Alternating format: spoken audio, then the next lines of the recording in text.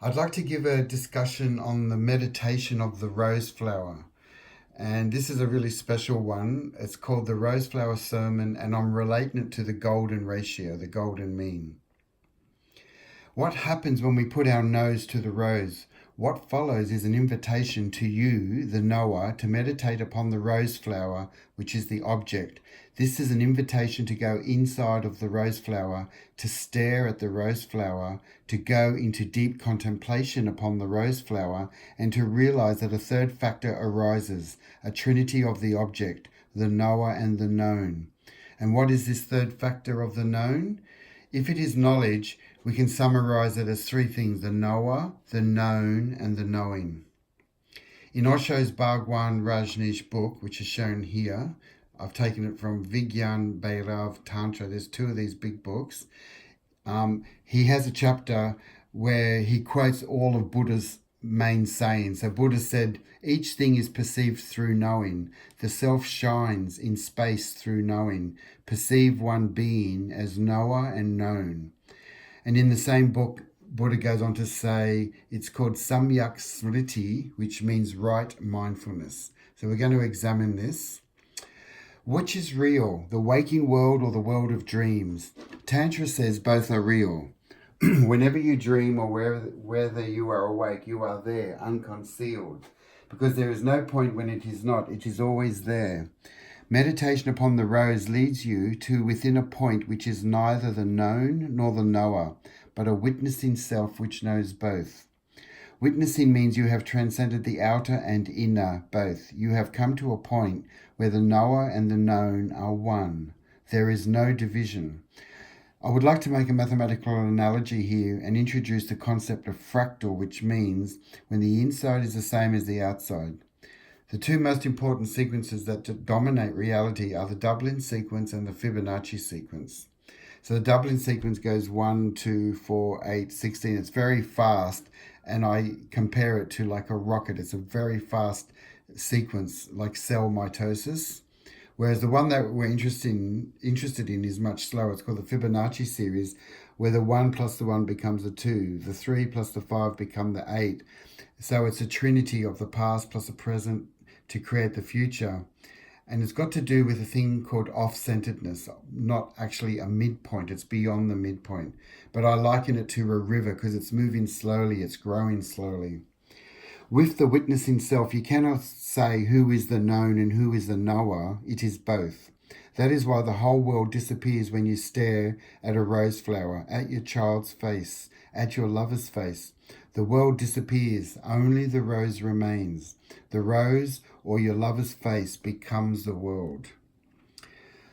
Wherever you move your attention, a world is created. This is what Buddha said to his two main disciples. They were known as Sariputta and Mudgalyan. They were lovers of Buddha. It was their intense love of him that made it easy for both of them to focus. They loved every detail of his face. They were totally infatuated. At the moment you are totally absorbed, flowing like a river towards the object. Become aware of the origin, the source. So when we said flowing like a river, we're referring to becoming fractal, like the Fibonacci sequence. That is why when you go into retreats and you say you're going to meditate in the Himalayas for 10 weeks and be silent, it's actually an extreme. And Buddha said, no, don't go to the extreme. He created the middle path. He said, go into the center, the golden mean. So this is, of course, the golden ratio, 1.618. So let's look at the meaning of 1.618. So nature doesn't like midpoints. Nature hates midpoints. So if this is 0 to 1, the middle is 0.5 or half. But the true aesthetics of beauty and mathematical proportion is when we go from 0 to 0.618. So that little difference from 0.5 to 0.618 is called off-centeredness. And that's the true division of unity.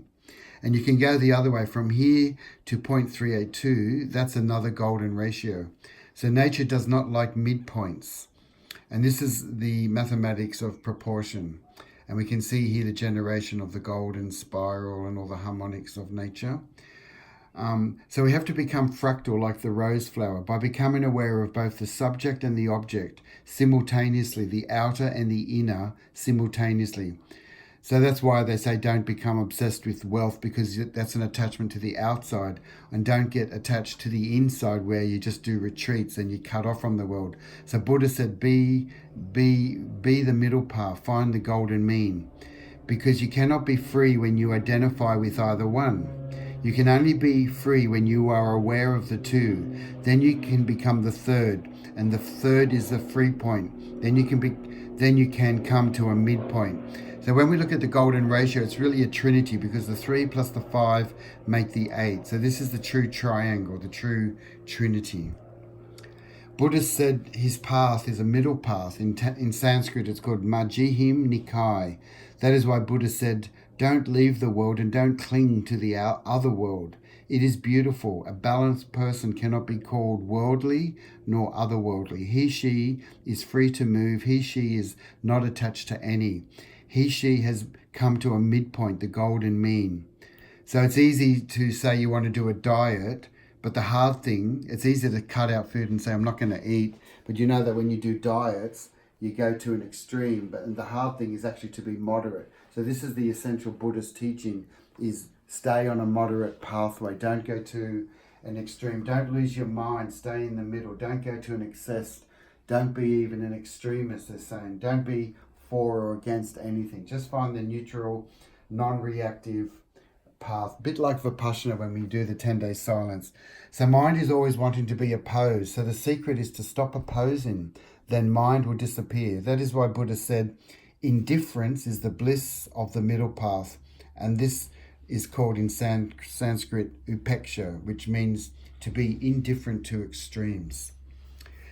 A balancing happens when you are both the knower and the known, yet simultaneously neither. You are above both. A triangle has come into existence. That is why many occult societies use the triangle as their symbol. Therefore, create a triangle within yourself. 2 angles would obviously represent duality or misery. But witnessing slays misery, because misery can only happen when you become identified with something. That is why Buddha said, I can say this much, that there will be no misery. I cannot say that there will be bliss. Because you may want bliss, but the trap is identifying with bliss. You may want happiness, but as soon as you identify to happiness, unhappiness has started. Now you will cling to it. Now you will become afraid of the opposite. Now you will expect it to remain with you constantly. Thus misery begins, and identification is the disease. Okay, and we'll conclude on this last saying. This is what Buddha said. When you are in the golden mean, you are not identified with anything. Just remain a spectator, unidentified, an onlooker. Whatsoever happens, I will see it. Happiness has come in the morning and happiness visited in the evening. I am witnessing this, not getting overly emotional. That is why Buddha said, when a thought arises, look at it. A thought of misery, a thought of happiness arises. Look at it. It arises, it subsides. Arising, existing, dying, and you remain just a witness. And the Sanskrit word for this is called sakshin. So the third point makes you a witness, and to be a witness is the highest possibility of consciousness. So I'd like to thank you for bearing with me on this rose sermon. This was in the true teachings of the Buddha, and it was explained here by Osho, Bhagwan Rajhneesh, who added his beautiful poetry to this ancient knowledge, to this lost knowledge of just being in the middle path, not going to an excess, not being extreme, enjoying everything in your life. And take it easy. Until next time.